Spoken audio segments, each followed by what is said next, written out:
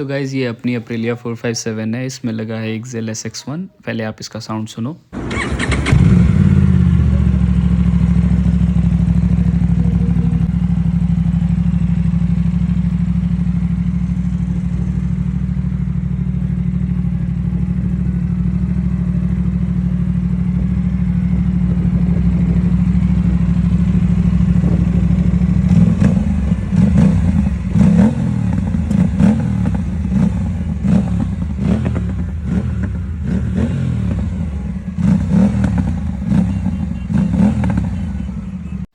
और ये अपने बाइक की अप्रिलिया है, इसमें लगा है GPR ghost INOX underbelly exhaust. तो ये ऐसा कुछ दिखता है। अब आप इसका साउंड सुनो।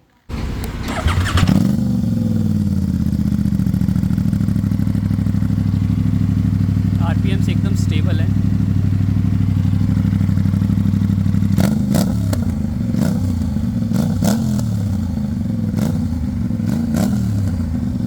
तो कमेंट्स में अपने थॉट्स बताना कि आपको दोनों में से कौन सा एग्जॉस्ट बेस्ट लगा।